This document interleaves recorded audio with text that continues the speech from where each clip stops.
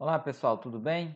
Vamos continuar aqui as nossas aulas do primeiro ano de História e hoje a gente vai iniciar o capítulo 8 do livro didático de vocês, que se chama A Expansão do Islamismo.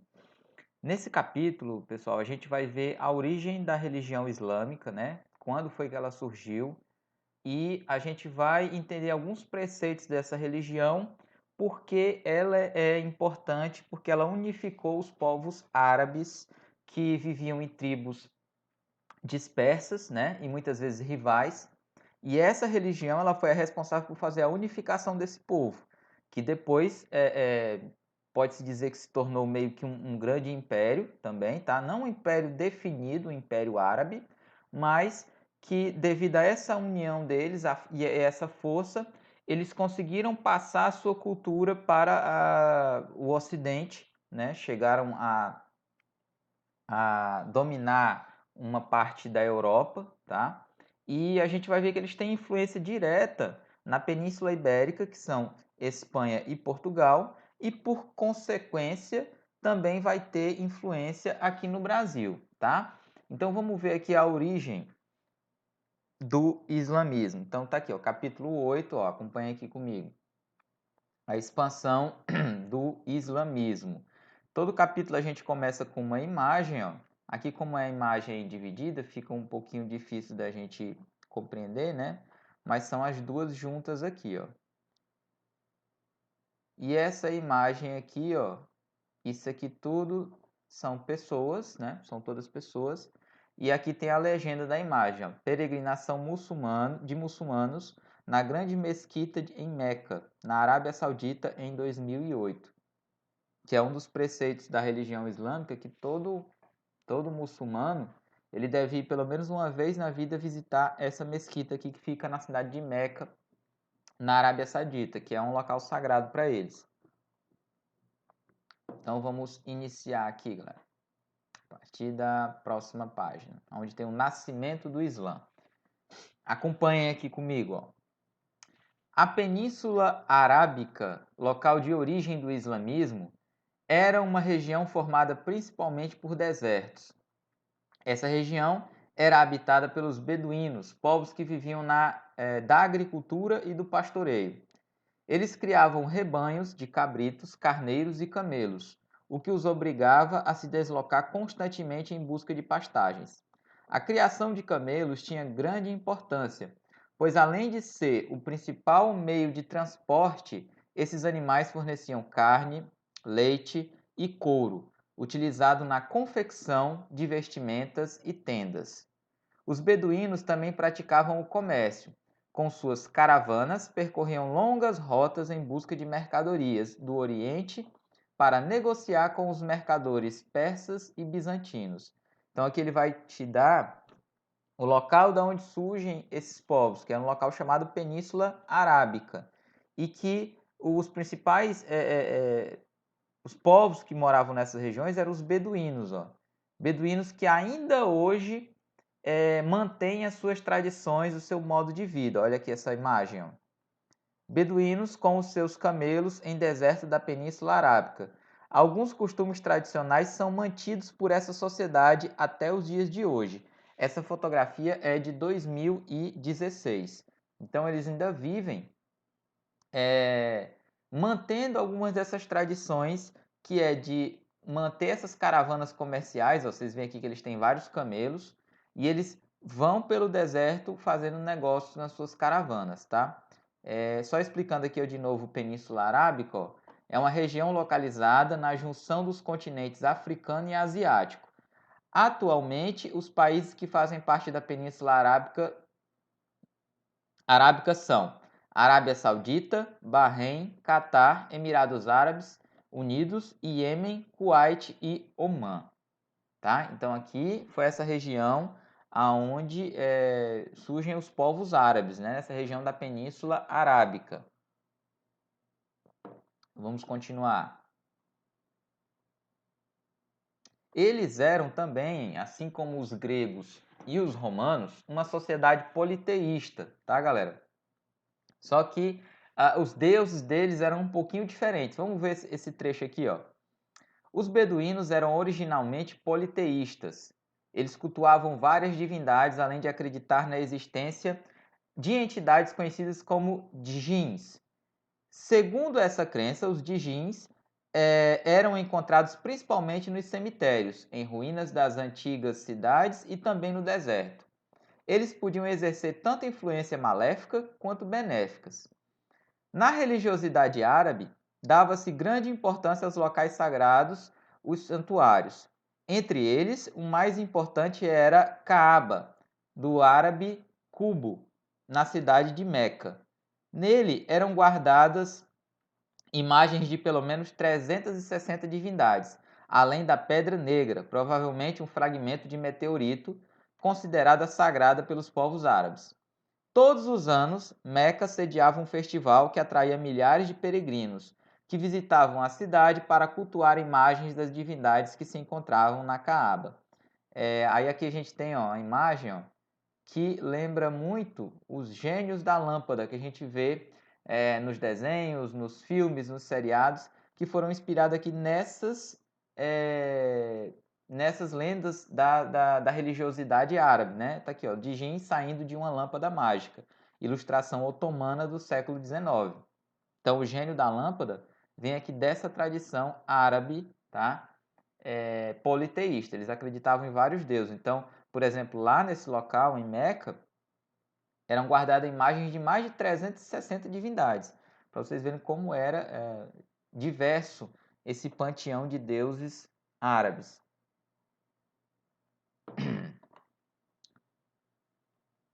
E aí a gente chega no período em que vai haver de fato a criação da religião islâmica, que vai acontecer com o Maomé, certo? Vamos ler aqui para entender o que foi que aconteceu.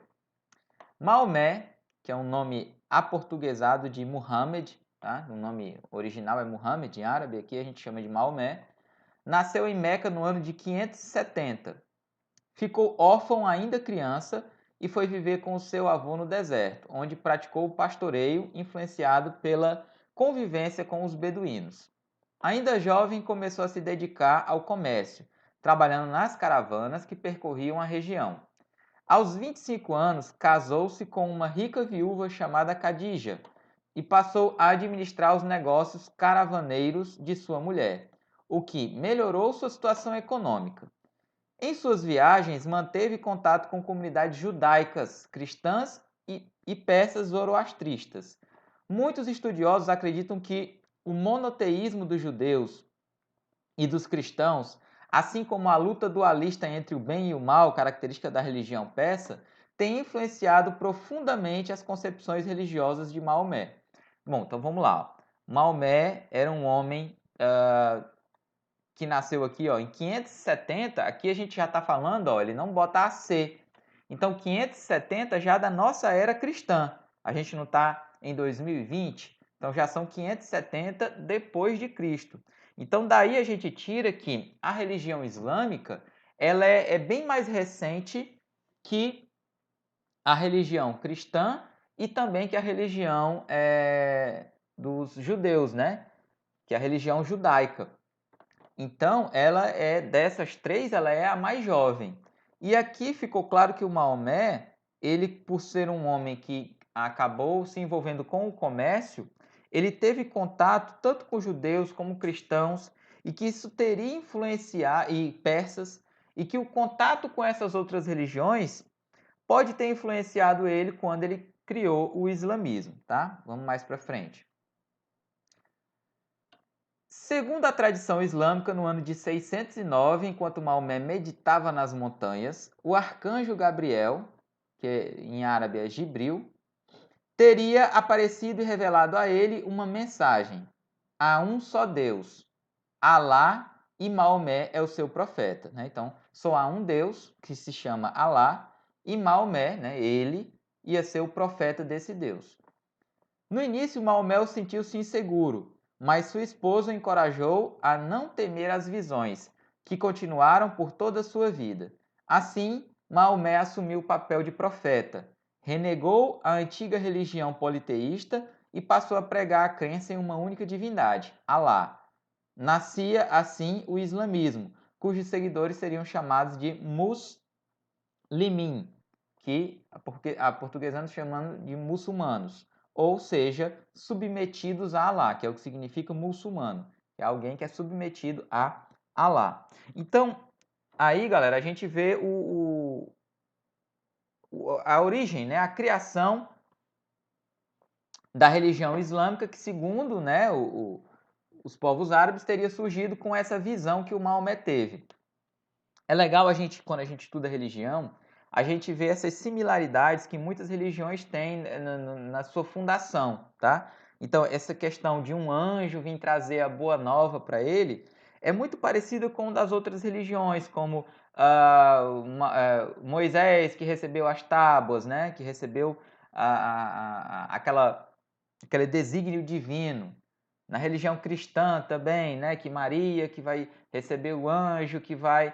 Então, a ideia é muito parecida, tá? Né? Essa questão de religião, esses mitos de fundação, eles são muito parecidos. No caso aqui da religião islâmica, Maomé, né, vai receber essa boa nova, né, de que ele deveria divulgar essa religião islâmica do arcanjo Gabriel, né? Então aqui a gente tem uma imagem ilustrando, né, isso daqui, o Maomé recebendo a boa nova. Mas o que interessa para a gente aqui não são esses mitos de fundação, e sim como o povo árabe ele vai começar a se comportar a partir da criação dessa nova religião, tá? Então a gente tem aqui o início da pregação. A esposa de Maomé foi uma das primeiras pessoas a se converter à nova religião, sendo seguida pelos seus parentes mais próximos. Com uma mensagem simples, o islamismo atraiu tanto pessoas humildes como poderosos chefes tribais. Entretanto, Maomé e seu pequeno grupo de seguidores passaram a ser hostilizados por membros da elite de Meca, que temiam a perda dos recursos provindos da peregrinação religiosa à sua cidade. Vamos parar um pouquinho para pensar. Os caras que dirigiam aquela cidade, eles ganhavam muito dinheiro nas épocas de peregrinação, porque ali tinha mais de 360 divindades, então vinha gente de toda a região ali próxima para cultuar aquelas divindades. Então, passando por ali, elas vão comprar coisas no comércio e aí fazer a economia daquele local ali funcionar, certo? Se você tem um cara ali que está começando a pregar que não existe 360 deuses, existe só um, a ideia é de que muito menos pessoas vão frequentar aquele lugar. Então, os líderes, os caras poderosos ali daquela região, começaram a perseguir o Maomé por causa disso, tá? Continuando. A Égira. Diante dessas hostilidades, Maomé e seus seguidores refugiaram-se em Latrebe, cidade próxima a Meca, no ano de 622. Esse fato, conhecido como égira, que significa migração, ou seja, sair do local onde você está e ir se refugiar em outro, né, fazer uma migração, representa o início do calendário islâmico. Latrebe passou então a se chamar Al-Medina, que significa a cidade, tornando-se a primeira comunidade a viver sob as leis islâmicas. Como não havia separação entre política e religião, Maomé adquiriu grande poder ao exercer as funções de chefe militar e líder religioso. Organizados, os fiéis invadiram e conquistaram Meca, iniciando a expansão do islamismo. Quando Maomé faleceu em 632, quase todo o território árabe estava sob a influência muçulmana. Bom, então vamos lá. O Maomé cria essa religião. Quando ele começa a divulgar essa religião, ele é perseguido pelos líderes de Meca, que era a cidade onde ia a peregrinação, e lá existiam várias divindades. Ele consegue se refugiar em outra cidade, que era Latrebe. Lá ele organiza as suas forças. E como não havia diferença entre religião e Estado, era mais ou menos a mesma coisa, ele se torna também, além de um líder político, né, um líder religioso, também um líder político. Ele organiza as forças, ele consegue juntar muitos seguidores, e aí ele ataca Meca e ele toma a cidade de Meca. E é essa a dinâmica da expansão muçulmana. Eles vão começar ali naquela pequena cidade de Latrebe, mas depois vão se espalhar por toda a Península Arábica e por todo esse território que é chamado de território árabe, tá? Então eles vão começar ali uma expansão, eles vão começar a dominar os territórios vizinhos, com a intenção de espalhar a religião, certo? Espalhar essa religião árabe, ok? Então a gente tem aqui, ó, uma imagem e aqui tem a legenda, ó. Ao conquistar Meca, Maomé ordenou a destruição de todos os ídolos de Caaba, mantendo, porém, a Pedra Negra. Com isso, a Caaba tornou-se o local mais sagrado para os muçulmanos. Isso é uma iluminura, né, que é um desenho, né, uma obra de arte, de 1315, que representa Maomé guardando a Pedra Negra na Caaba. Então, olha só, Meca já existia antes do Maomé, só que ele vai se apropriar desse local, né? Os muçulmanos vão se apropriar desse local. A única diferença é que eles vão tirar aquelas divindades que existiam lá, as 360 divindades, e aí vão criar ali o seu local sagrado, local de peregrinação, que é até hoje. E a Pedra Negra, que já existia antes, também vai ser guardada e também vai ser utilizada ali pelos muçulmanos, tá? Continuando. A gente tem aqui o calendário islâmico. Vamos dar uma lida aqui, ó. Para unificar as marcações de tempo usadas na Península Arábica, os árabes criaram um calendário baseado no ciclo lunar, formado por 354 dias, dividido em 12 meses. A contagem dos dias começa quando a lua crescente aparece pela primeira vez após o pôr do sol. O calendário islâmico também é conhecido por calendário egírico, pois a contagem dos anos se inicia no dia da Égira. No calendário gregoriano, essa data corresponde ao dia 16 de julho de 622. No calendário lunar, a cada 30 anos, há uma defasagem de 11 dias em relação ao calendário solar. Para corrigir essa defasagem, os muçulmanos acrescentam um dia ao último mês e de alguns anos. Os anos em que isso ocorre são conhecidos como os anos embolismais. Para os muçulmanos, o calendário com base na Égira, além de ser um sistema efetivo de contagem de tempo, possui grande importância histórica e religiosa. Tá? Então aqui é uma forma diferente de contar os dias, tá? Que eles criaram. E é parecido com o calendário que a gente usa hoje em dia, né? O calendário solar que nós utilizamos, porque é 365 dias, mas a gente sabe que tem uma defasagem de horas.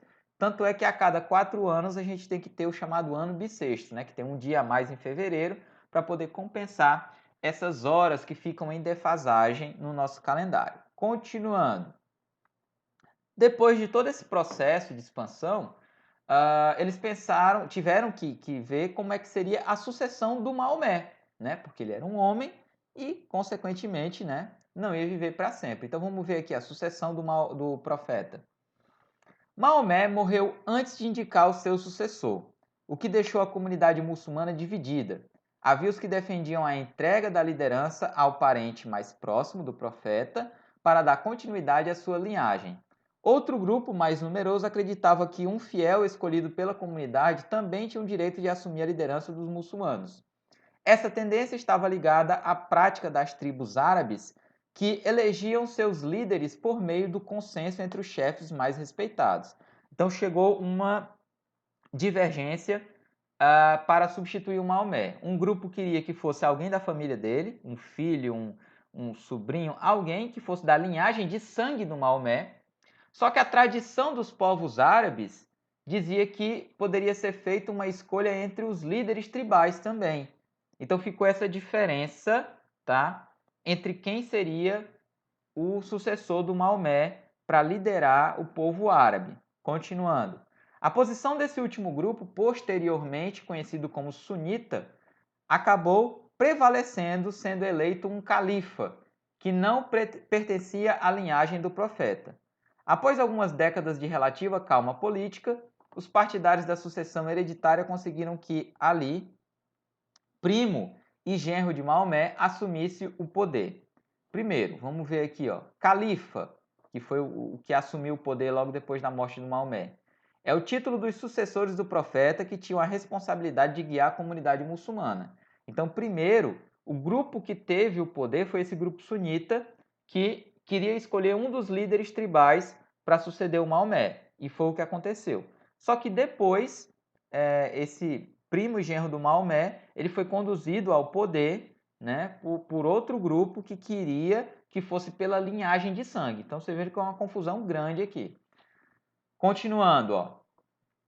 No entanto, grande parte dos sunitas passou a contestar a autoridade desse califa, dando início a uma guerra civil que resultou em 661 no assassinato de Ali e na vitória dos sunitas. Os seguidores de Ali, no entanto, reorganizaram-se e fundaram o Partido de Ali, Shi'at, a pronúncia com certeza não está certa, tá? Ou Shia, ficando conhecido como xiitas. Então, é daqui que vai surgir uma das coisas que até hoje é fruto de muito conflito entre os árabes.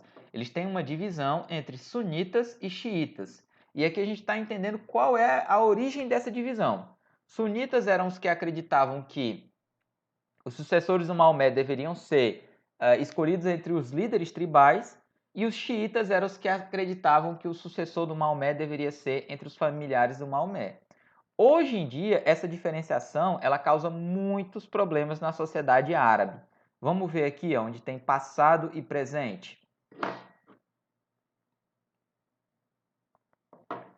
Desde a vitória em relação à sucessão de Maomé no século VII, os sunitas assumiram a hegemonia do mundo islâmico.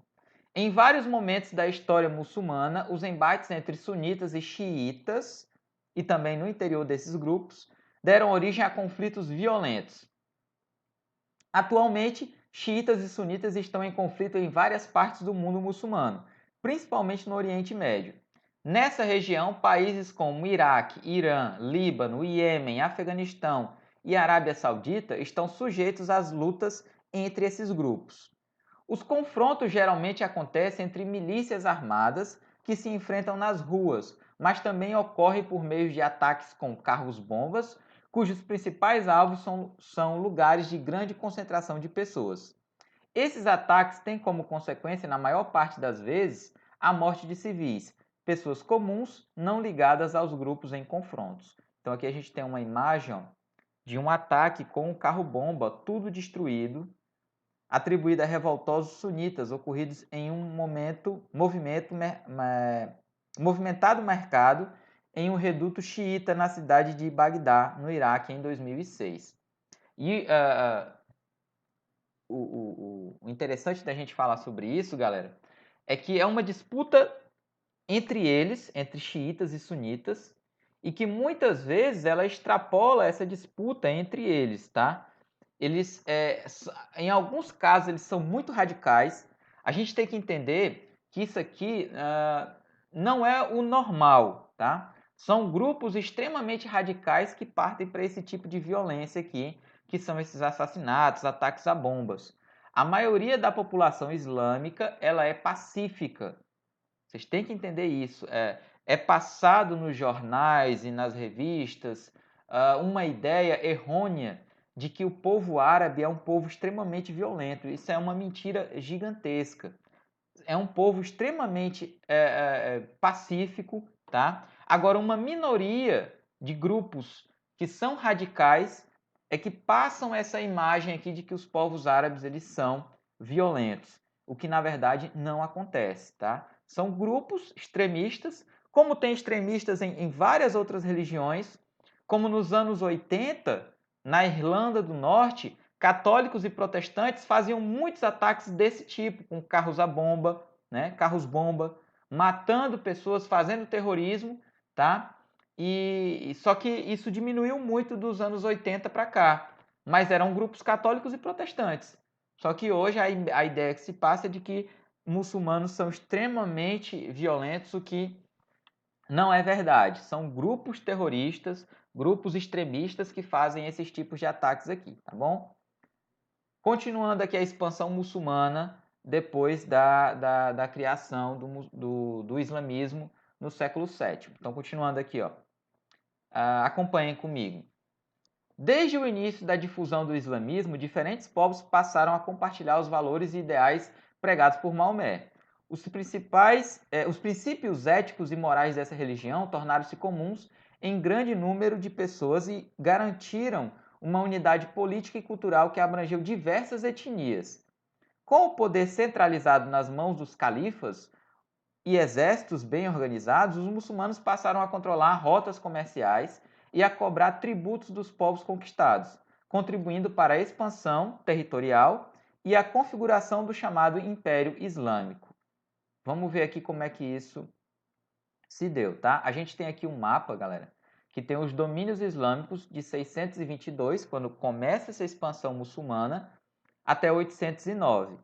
E aqui a gente tem o mapa aqui daquela região do Mar Mediterrâneo, entre Europa e África e Ásia, que é essa região aqui do mundo. E a gente tem aqui, pelas cores, o que aconteceu. Então, ó, essa parte rosa era o domínio muçulmano no início, na época de Maomé, de 622 a 632. Então, era baseada aqui na Península Arábica, que é essa região. Você vai ter aqui onde é a Arábia Saudita, onde fica a cidade de Meca, a Medina, certo? Tudo aqui na região da Península Arábica. Depois, você no governo dos califas, vai ter a primeira expansão. E aí ela vai se expandir também para esse território aqui em verde, tá? E aí você vai ter aqui outros locais sendo dominados, como o resto daqui dessa região do Oriente Médio, chegando já aqui no início aqui da Ásia, tá? Aqui, um local importantíssimo, eles vão dominar Jerusalém. E isso vai ser um grande problema durante a Idade Média, que a gente vai estudar depois. Porque Jerusalém era uma cidade que era considerada sagrada também pelos cristãos. E durante a Idade Média, os cristãos vão querer retomar esse território de Jerusalém. Isso vai ser um grande problema, vai gerar uma série de guerras e conflitos, né, durante a Idade Média, que a gente vai estudar depois. E vai dominar também essa região aqui do Egito. Na terceira fase de expansão, que é na dinastia Almíada, de 621 a 750, vai dominar essas outras regiões aqui também e vai chegar na Europa, na região chamada Península Ibérica. Península Ibérica, galera, é a região que tem Portugal e Espanha. Então isso aqui vai ter influência direta na cultura que depois vai ser transportada aqui para o Brasil, porque como os árabes vão ter influência na cultura hispânica e na cultura portuguesa, isso depois vai passar também para a nossa cultura aqui no Brasil, porque nós vamos ser um povo que vai ser dominado pelos portugueses, tá? Só antes da gente avançar, aqui nesse quadro ele explica o que é a jihad, que é uma coisa importante aqui da história dos muçulmanos. Vamos entender aqui o que é a jihad. Ó. Outro fator que contribuiu para a expansão do Império Islâmico foi o jihad, ou seja, o dever de todo muçulmano em defender o Islã, a religião islâmica. Essa defesa pode ser feita de várias formas, por meio da pregação religiosa, da luta armada ou da própria conduta pessoal, que devia seguir as normas prescritas no Alcorão, o livro sagrado dos muçulmanos. Isso aqui é muito importante para a gente entender o que motiva aqueles grupos radicais que a gente falou agora há pouco, né, que são uma minoria da população islâmica, mas que causam muito estrago, né, que são os terroristas. Da onde que eles se baseiam? Eles se baseiam nisso daqui.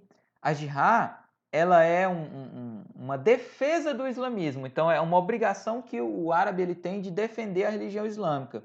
Só que, como diz aqui no livro, essa defesa ela pode ser feita de várias formas. Então, por exemplo, quando você, deixa eu ver, você defende uma conduta da religião islâmica, como, por exemplo, as mulheres não podem mostrar o cabelo em público, devem usar o véu. Isso é uma defesa da religião, das tradições islâmicas. Então aqui eles estão cumprindo com isso, fazendo isso. Só que alguns radicais levam isso muito além, tá? E levam isso para a questão da luta armada, de causar mortes, de fazer terrorismo. Então, esse aqui é um problema, essa interpretação da religião islâmica por parte de alguns radicais, tá certo? Continuando. Aqui a gente tem uma linha do tempo, né, da expansão do islamismo, que vocês vão ver no livro didático.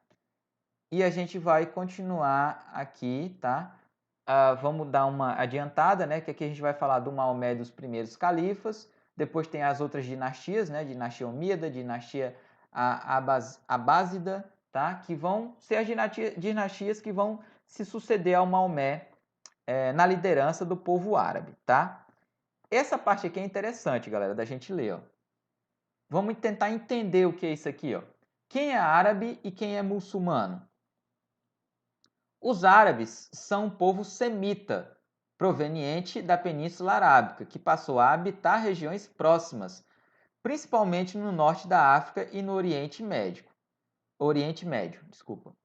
Foi na Arábia que surgiu o islamismo e grande parte dos árabes se tornou muçulmano. Primeiro a gente tem que entender, ó, árabes são povos semitas. Povos semitas, né, são pela tradição, são os descendentes de Sem. Os árabes, eles têm, por exemplo, a mesma origem que os judeus, meu Deus, agora eu esqueci os povos antes dos judeus. Os hebreus, desculpem, os hebreus. Então eles têm a mesma origem, tá? São povos semitas, são da mesma região, daquela mesma região ali da Península Arábica. Só que a religião vai ser criada depois, que é a religião muçulmana. Aí continuando aqui, ó. Por outro lado, com a expansão islâmica, muitas pessoas de outras etnias que não árabes, tá? Foram convertidas ao islamismo. Entre elas estão, por exemplo, persas e indonésios. Desse modo, nem todos os árabes são muçulmanos e nem todos os muçulmanos são árabes, tá? Então, daí a gente precisa tirar essa diferença. A religião muçulmana ela foi criada na Península Arábica, certo? E grande parte dos árabes se converteu ao islamismo. Mas também outras etnias se converteram. Então, quando você fala muçulmano, não obrigatoriamente você está falando de árabes. E hoje em dia, na era moderna, né, na nossa era contemporânea, qualquer pessoa, né, pode se converter e se tornar muçulmano. Então, não importa a sua etnia, você pode se tornar um muçulmano, porque é uma religião, ok? Continuando, os muçulmanos na Península Ibérica. Em 711, o general muçulmano Tariq ibn Ziyad atravessou a estreita passagem do mar que separa o norte da África e o sul da Península Ibérica. Ele cruzou o estreito à frente de um exército de mouros islamizados, atacou o reino dos visigodos e estabeleceu-se na região. A partir desse momento, a Península Ibérica foi habitada por cerca de 8 séculos por muçulmanos, cristãos e judeus. Então aqui ele está falando quando foi que os primeiros árabes, né, os muçulmanos, chegaram na Península Ibérica, que é Portugal e Espanha. Eles, um exército mouro, vamos ver aqui a explicação do que é mouro, que é um povo berbere, originário do norte da África, que foi convertido ao islamismo e à cultura árabe. Então, mouro aqui, nesse sentido, é esse povo que atacou ali aquela região da Península Ibérica. E o legal da gente entender é que eles ficaram ali por cerca de 8 séculos, então 800 anos. E ali naquela região teve uma grande mistura entre as etnias que já existiam ali naquele período na Europa. Então ficou uma grande mistura entre muçulmanos, cristãos e judeus.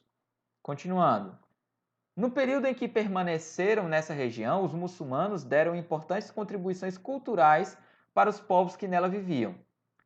A sociedade de Al-Andalus, como os muçulmanos chamavam a Península Ibérica, englobava diferentes culturas, governantes árabes, guerreiros berberes, convertidos ao islamismo, judeus, cristãos e escravos de diversas etnias. Então, aquela região ali da Europa ela era um caldeirão de diferenças, né, culturais e que existiam no mesmo lugar. Então isso aqui foi muito importante para essa miscigenação de culturas, tá, que aconteceu na Europa nesse período e que depois vai se espalhar por outros locais do mundo. Continuando, o legado cultural islâmico. Isso aqui que é uma das partes mais importantes desse capítulo. Saber o que a cultura árabe, a cultura islâmica, ela deixou para outros locais, para outros povos, né? Houve essa miscigenação das culturas. Vamos lá. Acompanhem aqui comigo, galera. A cultura da Península Ibérica também foi bastante influenciada pelos mouros. Durante o governo dos muçulmanos, por exemplo, havia certa tolerância religiosa. Com isso, cristãos e judeus não eram obrigados a se converterem ao islamismo, desde que pagassem ao líder muçulmano um imposto especial chamado jizia. Esse imposto era pago como forma de reconhecimento à superioridade do Islã. Então isso aqui é algo importantíssimo. Durante o Império Romano e durante uma parte, por exemplo, da Idade Média, não era permitido aos povos terem religiões diferentes de seus líderes, tá? Então, se você estava no Império Romano e o Império Romano tinha adotado o cristianismo como a religião oficial, o povo deveria ser cristão, tá? Quem não era, era considerado pagão e ia sofrer algum tipo de represálias. Durante a Idade Média, quem não seguia o cristianismo em reinos que eram cristãos eram perseguidos e podiam ser até queimados na fogueira se fossem considerados hereges, tá? E aqui era algo extremamente avançado para a época. Tudo bem, os líderes muçulmanos, eles cobravam um imposto para que as pessoas pudessem ter a sua religião, mas mesmo assim já era um avanço, porque permitiam que outras religiões pudessem coexistir ali naquele mesmo local, como judeus e cristãos. Continuando. Alguns pensadores islâmicos que viviam em Al-Andalus tiveram grande reconhecimento no Ocidente pela importância de suas contribuições em áreas como medicina, literatura, ciências e filosofia. Vamos ver aqui esse trecho de um livro falando sobre isso, galera. Os árabes eram, na época, a vanguarda científica do planeta. Vanguarda é quando a pessoa está na liderança de alguma coisa. A vanguarda é o primeiro, é o cara que está descobrindo determinado assunto, tá? Então, eles estavam na vanguarda da ciência. Arquitetura e engenharia naval são apenas dois exemplos da fértil contribuição dos invasores aos futuros impérios mundiais estabelecidos pelos navegadores espanhóis e portugueses. Além disso, estilos musicais como o flamenco e o fado nasceram influenciados por ritmos e instrumentos mouros.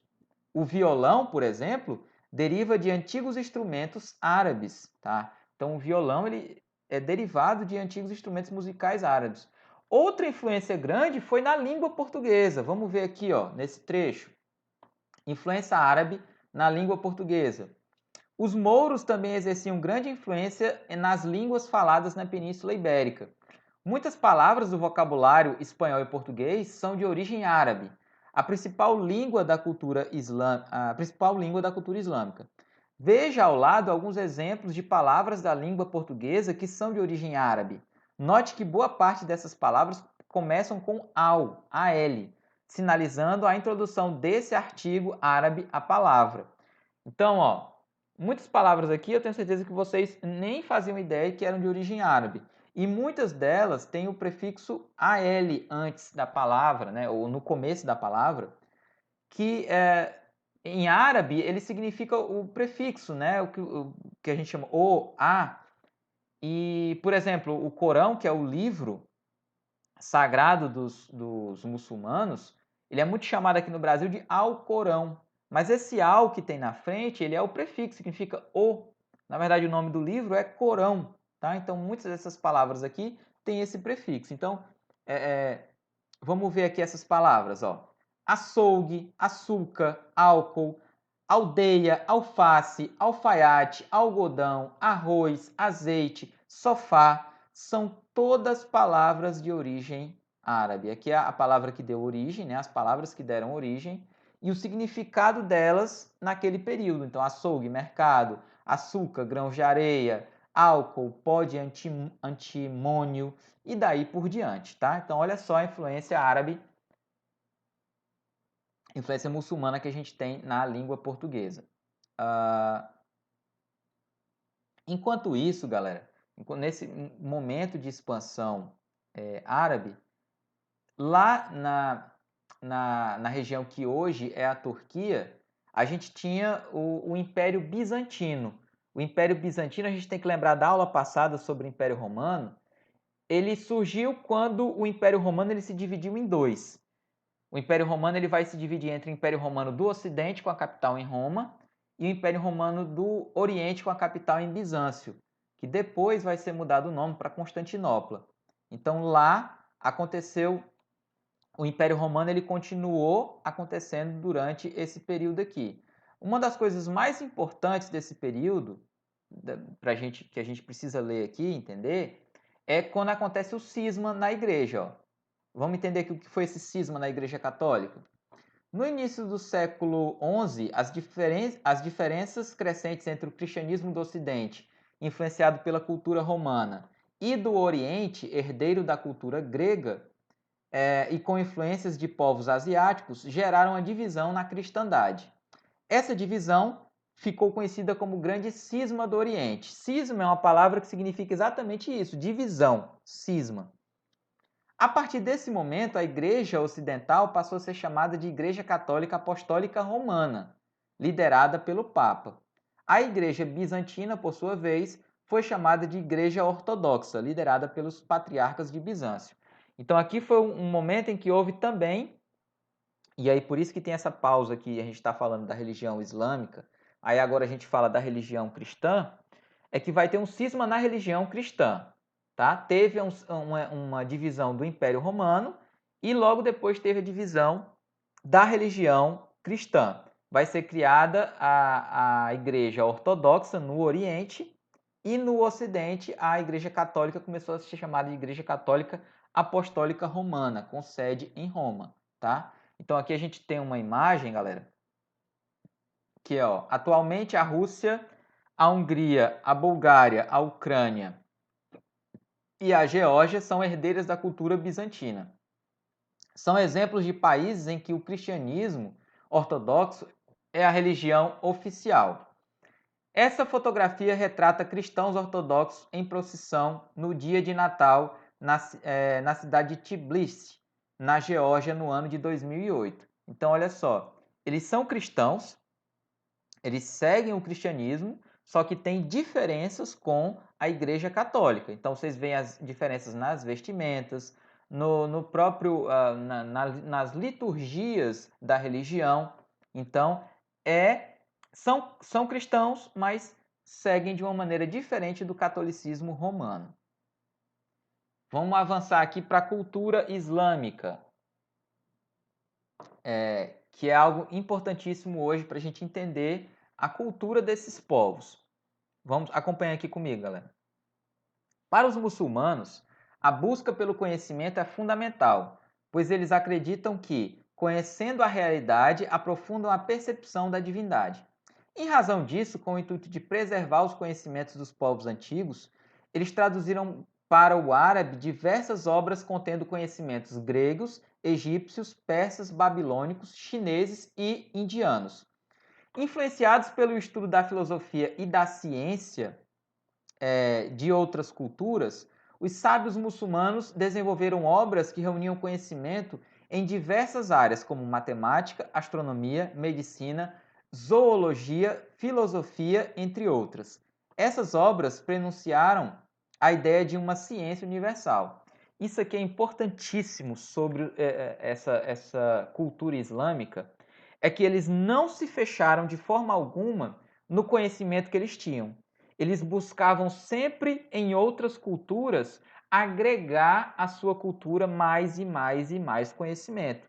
Então, por isso que anteriormente o autor do livro ele colocou que os muçulmanos eles estavam na vanguarda da medicina, da ciência, porque eles tinham esse apreço, essa vontade pelo conhecimento e não se restringiam àquele conhecimento que eles desenvolviam. Então, eles buscavam influências e conhecimentos de outros povos.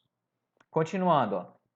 Em diversas regiões do Império, os muçulmanos fundaram bibliotecas, universidades e observatórios astronômicos.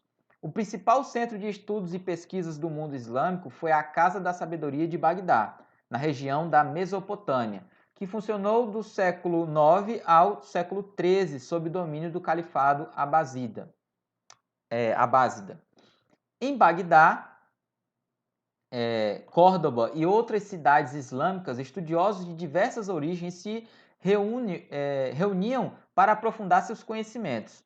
Com o passar do tempo, os muçulmanos difundiram seus conhecimentos nas regiões que dominavam, contribuindo para o desenvolvimento de muitas ciências modernas, como a biologia, a medicina, a física, a astronomia, a geografia, a sociologia e psicologia. Então, galera, a cultura dos muçulmanos, a cultura islâmica, ela é extremamente importante para o conhecimento, porque eles eram povos que, apesar de serem muito religiosos, levarem essa questão da religião muito à frente, né, muito a ferro e fogo em alguns casos, mas eles também, levavam essa questão do conhecimento muito a sério e difundiam o que era o principal. Eles não se fechavam no conhecimento para eles descobriam alguma coisa e difundiam na sociedade, tá? Aqui, galera, a gente tem questão de cálculos matemáticos que eles também desenvolveram, foram extremamente importantes. Vamos para essa questão aqui da arte, né? Como era a arte islâmica. As artes no mundo islâmico. A escrita árabe é bastante estudada pelos muçulmanos, pois o Alcorão foi escrito nesse idioma. Em razão desses estudos, a literatura escrita em árabe foi bastante aprimorada no mundo islâmico. A obra literária em árabe mais difundida chama-se As Mil e Uma Noites, uma coletânea de histórias tradicionais persas, árabes e indianas que foram compiladas a partir do século 11, desculpa, a partir do século 11. Dentre essas histórias, as mais famosas são Aladim e a Lâmpada Maravilhosa, Ali Babá e os 40 Ladrões e As 7 Viagens de Simbá, o Marujo. Então, até na cultura também, ó. Olha só como eles misturaram várias tradições persas, árabes e indianas e formaram, né, essa tradição cultural árabe na escrita que tem essas várias contribuições de vários povos, tá? E que hoje não pertencem mais aos povos árabes, aos povos muçulmanos. Elas pertencem à humanidade. Então, quem é que não conhece a história do Aladim, do Ali Babá, os 40 Ladrões, né? As viagens de Simbá, o Marujo? Então, pertencem hoje ao mundo e não mais só à cultura islâmica. Outra manifestação artística importante para os muçulmanos é a arquitetura.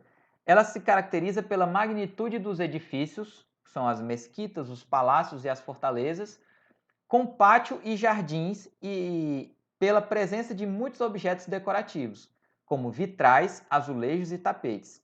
Em cada região por onde o Islã se expandia, os muçulmanos construíam edifícios utilizando os materiais disponíveis, adaptando-se muitas vezes ao estilo arquitetônico do lugar.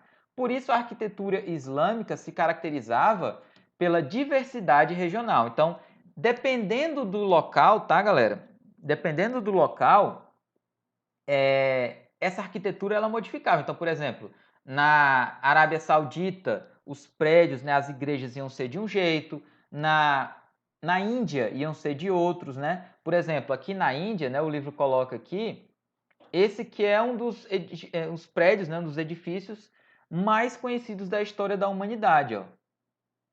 Ele se chama o Taj Mahal, que é uma das maravilhas do mundo, tá? E ele foi construído por um líder indiano em homenagem à sua amada e tal. Então ele é considerado, inclusive, né, como um monumento ao amor.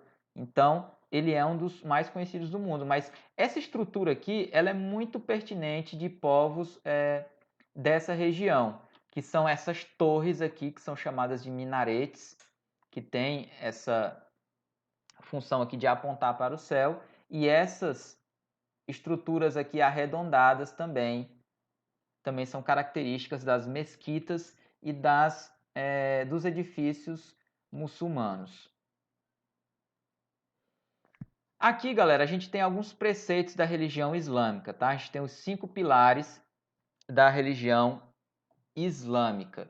A gente vai avançar aqui um pouquinho, eu quero que vocês leiam isso aqui, porque isso aqui vai cair nas atividades, tá?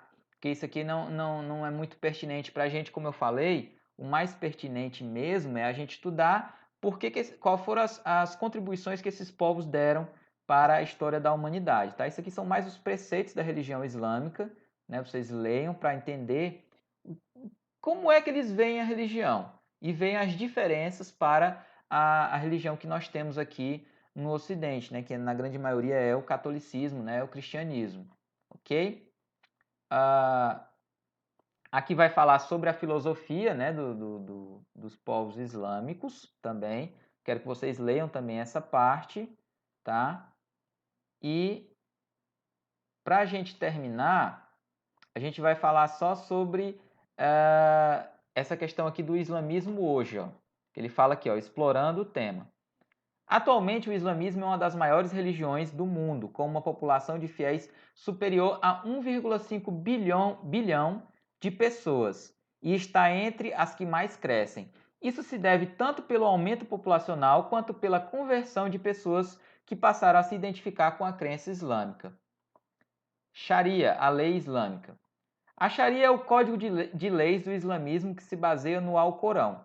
Esse código é adotado por alguns países muçulmanos de maneira mais flexível e em outros com maior rigor, refletindo o papel que o islamismo pode ocupar tanto na vida pessoal quanto nas esferas pública e política. Continuando aqui, ó. Em países onde o islamismo é a religião oficial do Estado, a Sharia é adotada de maneira integral e usada como fonte das leis. É o caso dos Emirados Árabes Unidos, o Iêmen, o Bahrein, o Kuwait e outros. Já nos países onde o governo é laico, aos muçulmanos é dada a opção de serem julgados e de solucionar pequenas causas como questões familiares e financeiras, por meio de tribunais islâmicos regidos pela Sharia, como acontece na Inglaterra, Líbano, Nigéria, Malásia, por exemplo. Há ainda os países muçulmanos onde o governo é constitucionalmente laico, mas permite manifestações religiosas diversas, e também a presença de membros islâmicos em seus parlamentos. Caso sejam eleitos democraticamente, é o caso da Turquia, do Azerbaijão, da Somália e Brasil.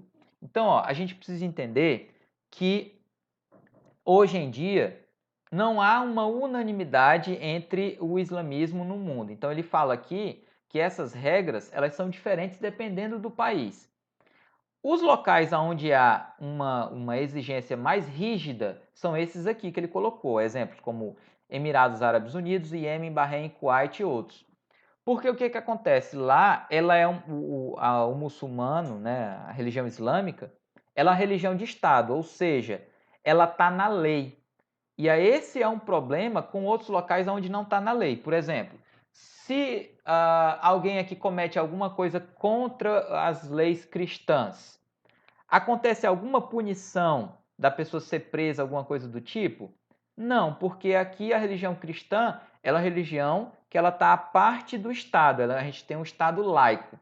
Mas já lá em alguns desses países aqui citados, por exemplo, lá nos Emirados Árabes Unidos, né? Se uma mulher andar na rua sem o véu no cabelo, ela pode ser até presa. Por quê? Porque a religião está misturada com o Estado, são as leis, e lá é regra que toda mulher para andar na rua tem que usar o véu, tá? Então, são essas as diferenças e vai variar de país para país. Tem países que são mais liberais, tem países que são menos liberais e assim por diante, tá, galera? Então, ó, aqui hoje, galera, a gente estudou sobre a origem do islamismo e como ele se expandiu pelo mundo e como ele se encontra hoje em dia em alguns outros países, tá? Então, é só uma aula hoje sobre esse capítulo, né? Ele é um pouquinho menor que os outros capítulos. A gente vai fazer na semana que vem as atividades, que eu vou botar no Google Sala de Aula, e eu quero que vocês leiam bem esse capítulo para poder responder as atividades, e só se fizer as atividades é que vai ter a presença dessa aula aqui, tá bom, galera? Então, a gente se vê na próxima aula. Estudem, tá? Porque esse conteúdo aqui com certeza vai cair na prova, tá? Então, tchau, pessoal, e até a próxima aula.